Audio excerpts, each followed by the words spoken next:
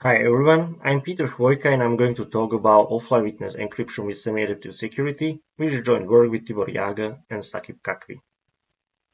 Before I talk about offline witness encryption, let me introduce the notion of witness encryption.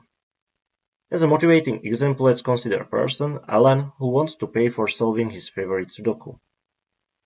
He wants to pay to anyone who solves the Sudoku first, and it should be possible to access the money without him to be present. His idea is to deposit money in a safe, and he would like to encrypt the password from the safe using the Sudoku in such a way that anyone who knows the solution of the Sudoku should be able to decrypt the ciphertext, obtain password, and hence gain access to the money. So witness encryption consists of two algorithms: encryption algorithm, which takes as input some problem, message, and outputs a ciphertext, and decryption algorithm, which takes as input ciphertext, solution of the problem, and outputs a message. In general, witness encryption is defined for some NP language L, where some instances are in the language, on my picture depicted as circuits, and some instances are outside of the language, on the picture depicted as squares. At the time of the encryption, we actually don't need to know if given instance is in the language or not. For that reason, I'm using a teardrop shape, which is something in between a circle and a square. As I have already mentioned, we want to use an instance to encrypt the message and obtain a ciphertext. Correctness of witness encryption states that if an instance is indeed in the language, and we know corresponding witness, then we can use this witness to decrypt the ciphertext and recover original message. On the other hand, security guarantees that if it turns out that instance is not in the language, then no one is able to tell if given ciphertext is encryption of one of the two possible messages. There are several constructions of witness encryption for MP-complete languages based on multilinear maps, indistinguishability obfuscation, or cryptographic invariant map. However, these constructions are not practical or feasible yet.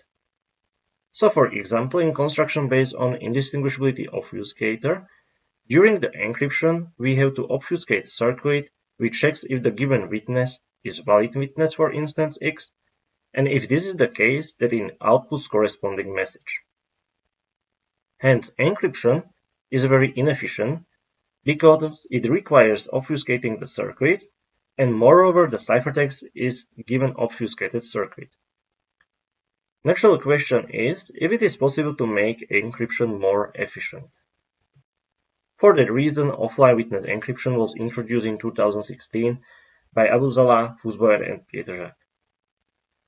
To be able to speed up encryption, we allow some trusted party to run setup algorithm, which outputs two types of public parameters, public encryption and public decryption parameters, which are then used as input for encryption and decryption algorithm. The rest of the scenario is the same as for witness encryption. Prior to our work, there had been just one construction of offline witness encryption, and it is a construction by Abuzala et al. They construct offline witness encryption by combining Indistinguishability Obfuscator with our Young paradigm. However, their construction achieve only selective security. In our work, we look at the possibility to achieve stronger notion of the security, and we show how to achieve a so-called semi-adaptive security. Our construction combines Indistinguishability Obfuscator with punctual tag-based encryption. We also introduce a new notion of extractable offline witness encryption, which is just offline variant of extractable witness encryption. We construct this primitive using Extractability Obfuscator in combination with punctual tag-based encryption. We again achieve semi-adaptive security. Notice that this primitive is stronger than standard offline witness encryption and allows some interesting applications such as time lock encryption. Let's have a look at the security of offline witness encryption. At first, we are going to look at selective security. In selective security, adversary provides instance and pair of messages. Challenger then runs setups in order to obtain public encryption and public decryption parameters, which are then given to the adversary. Challenge randomly sample a bit B and encrypt the message MB using instance X. The challenge ciphertext is given to adversary. Adversary outputs bit B prime. We say that adversary wins the game if B is equal to B prime, and at the same time, instance X must not be in the language. The advantage of adversary is defined as probability that adversary wins the game minus 1/2. And of course, we would like to have this advantage to be negligible. In semi-adaptive security, there is only one difference compared to selective security. Adversary at first provides only instance. Challenger and setup send public parameters to adversary, and only after that, adversary provides pair of messages. The rest of the game, the winning condition and the advantage are defined as before. As we can see, this notion of security is stronger.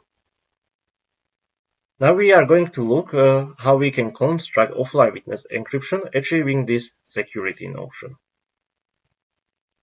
The first ingredient is Indistinguishability Obfuscator, which is just PPT machine which takes as input some circuit C and outputs obfuscated circuit, which has the same input-output behavior as the original circuit. Security guarantees that if we have two circuits which has the same input-output behavior, then their obfuscations should be computationally indistinguishable. Hence, Indistinguishability Obfuscator hides implementation details of the circuits. The second primitive is one-time puncturable tag-based encryption scheme. This primitive is closely related to the standard public key encryption scheme and consists of GEN algorithm, which outputs a public secret key pair. Encryption algorithm which takes as input public key message and additionally tag T and outputs ciphertext C. Decryption algorithm which takes as input secret key, ciphertext and tag T and outputs message or error symbol. There are two additional algorithms, puncturing algorithm which takes as input secret key and tag T and output punctured secret key on the tag T. Puncturable decryption algorithm which takes punctured secret key, ciphertext and tag T and outputs message or error symbol. Correctness captures the following properties. First, we are able to obtain original message only if encryption and decryption use the same tag T. The second, secret key punctured on tag T allows to decrypt all messages which haven't been encrypted using the tag T. The security of one-time puncturable encryption scheme is defined using two experiments, Experiment 0 and Experiment 1. Adversary A at first sends tag T to the challenger. Challenger runs GEN algorithm to obtain public key secret key pair, and it punctures the secret key on the tag T. Then challenger gives public key and punctured secret key to the adversary A. And this is the crucial point, we are also giving punctured secret key to the adversary A. A then provides message M0, and in the experiment 0 we all the time encrypt message M0 under the tag T. In the experiment 1 we encrypt totally random message under the tag T. The challenge ciphertext is given to adversary A. A outputs bit B prime. The advantage is defined as a probability that adversary A outputs 1 in experiment 0 minus probability that adversary A outputs 1 in experiment 1. We construct offline witness encryption by combining these two primitives in the following way. In the setup, we run GEN algorithm of puncturable encryption scheme to obtain public key secret key pair. Then we obfuscate the circuit using Indistinguishability Obfuscator. We will look at the circuit in a while. Public encryption parameter is just public key, and public decryption parameter is obfuscated circuit. The circuit takes as input ciphertext and witness W. Ciphertext consists of two parts, ciphertext of puncturable encryption and tag T. This tag T is actually our instance X. At first we check if the witness is a valid witness for our instance. If this is the case, we try to decrypt ciphertext using a secret key of puncturable encryption, which is hardwired in the circuit. As a tag, we use the instance. Then we output message M. If the witness is not valid, we output an error symbol. Encryption is just encrypting a message using puncturable encryption algorithm, whereas a tag we use instance X. Decryption is just simply running the obfuscated circuit on the given ciphertext and witness W. Because the proof of our construction is rather simple and consists only of 2 game hops, I am going to present its main ideas.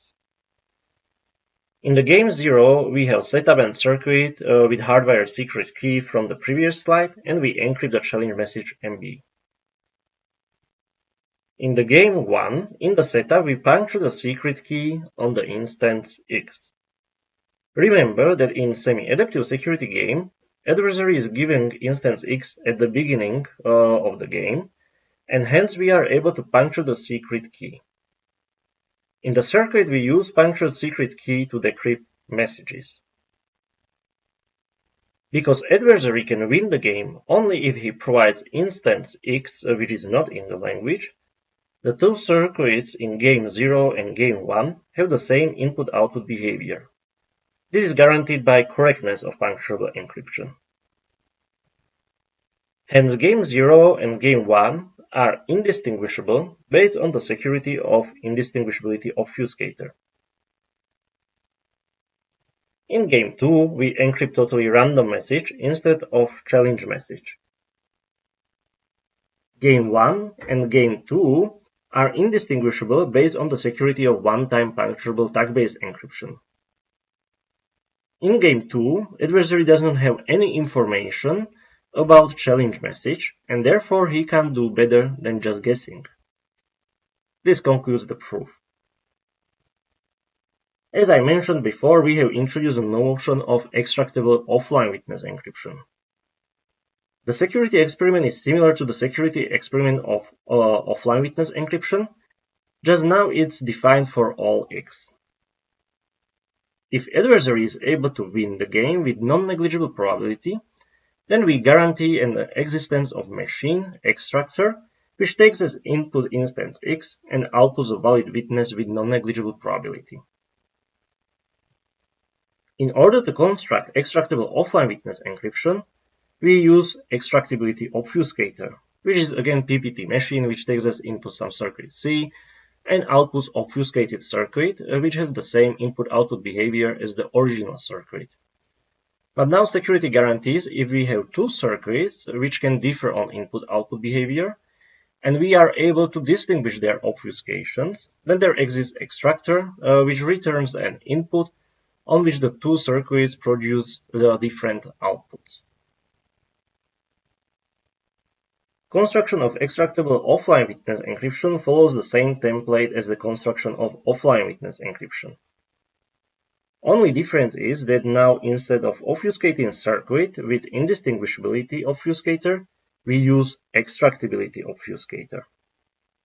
The proof is also similar to the previous proof, just now because the security experiment is defined for all instances, the circuits in game 0 and game 1 produce different outputs on the inputs for our challenge instance X if X is indeed in the language. Hence, we are able to extract valid witness for these instances via security of the Extractability Obfuscator. The efficiency of our construction depends on the instantiation of one-time puncturable tag-based encryption scheme. Actually, we could use also fully puncturable encryption scheme, but this wouldn't be efficient. In 2006, Kiltz has proposed tag-based encryption scheme, and we show how this can be turned into one-time puncturable tag-based encryption scheme. The advantage is that the ciphertext size is just 5 group elements. This is even more efficient than the original proposal by Abudallah et al., where they have ciphertext size of 28 group elements. To conclude prior our work, there was just one construction of offline witness encryption, achieving selective security.